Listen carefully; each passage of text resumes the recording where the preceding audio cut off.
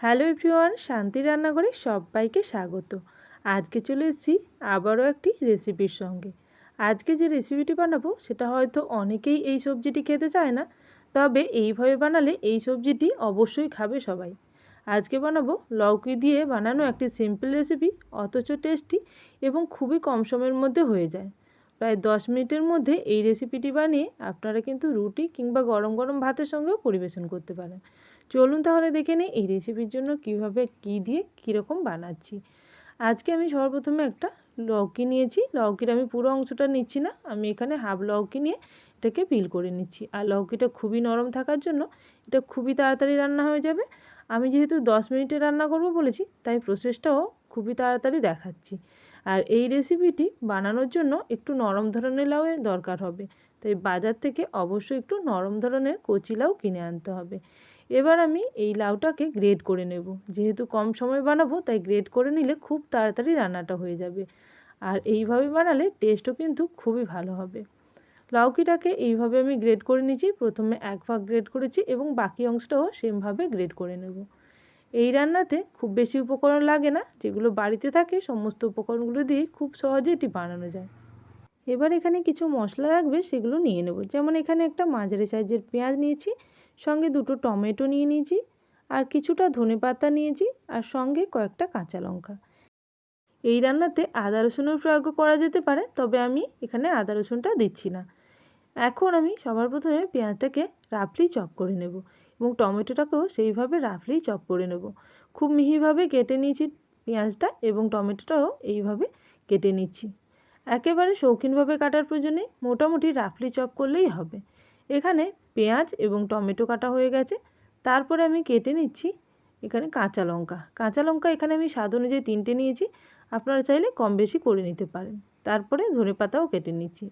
ধনেপাতার পরিমাপটা এখানে আমি 1 আঁটি মতন নিয়ে তার হাফ অংশ নিয়েছি। এখানে একটু বেশি পরিমাণেই ধনেপাতা লাগবে। এবার একটি কড়াই বসিয়ে দিই, কড়াইয়ের মধ্যে দিয়ে দিচ্ছি সর্ষের তেল, তার উপর দিয়ে দিলাম গোটা জিরে এই হাফ টিস্পুন পরিমাণে।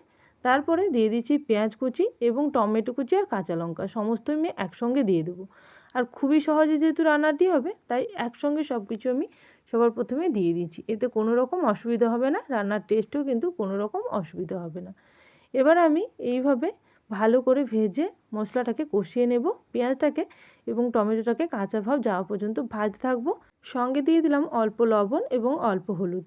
লবণটা দেওয়ার ফলে তাড়াতাড়ি করে পেঁয়াজটা এবং টমেটোটা নরম হয়ে যাবে এবং খুব তাড়াতাড়ি ভাজা হয়ে যাবে।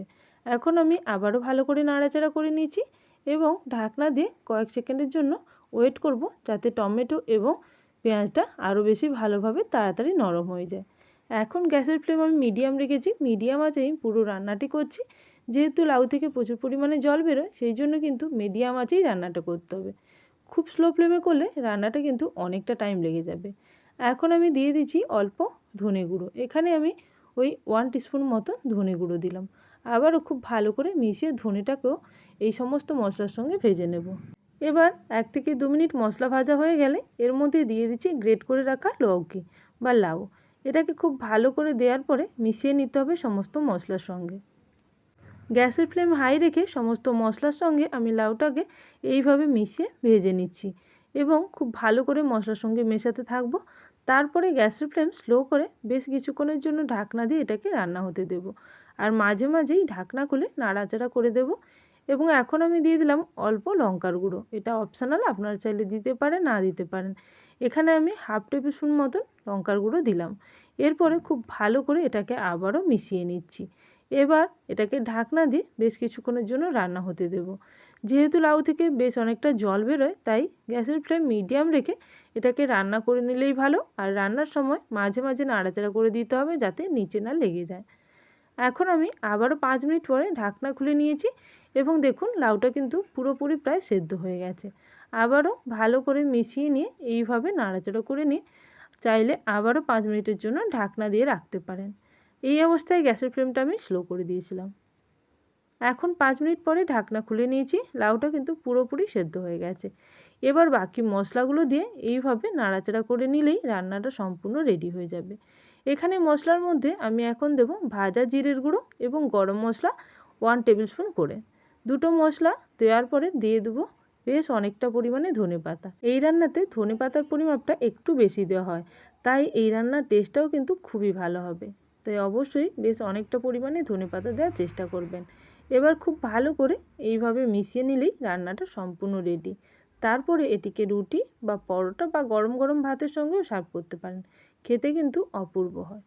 তাহলে এইভাবে একবার লাউ বা লৌকি বানিয়ে দেখুন, খেতে কেমন হলো অবশ্যই কিন্তু কমেন্ট সেকশানে জানাবেন। আর আজকের রেসিপি যদি ভালো লেগে থাকে অবশ্যই কিন্তু কমেন্ট সেকশানে জানাতে ভুলবেন না। আর যারা এখনও পর্যন্ত চ্যানেলটিকে সাবস্ক্রাইব করেননি অবশ্যই চ্যানেলটিকে সাবস্ক্রাইব করে নিই, পাশে থাকা বেল নোটিফিকেশানে ক্লিক করে রাখুন, যাতে আমার চ্যানেলে যে কোনো নতুন রেসিপি আসার সঙ্গে সঙ্গে আপনাদের কাছে সবার আগে নোটিফিকেশান পৌঁছে যায়। তাহলে আজকের জন্য এই পর্যন্ত, আবারও চলে আসবো নতুন কোনো রেসিপির সঙ্গে। ততক্ষণের জন্য সবাই ভালো থাকবেন, সুস্থ থাকবেন। Thank you for watching my video.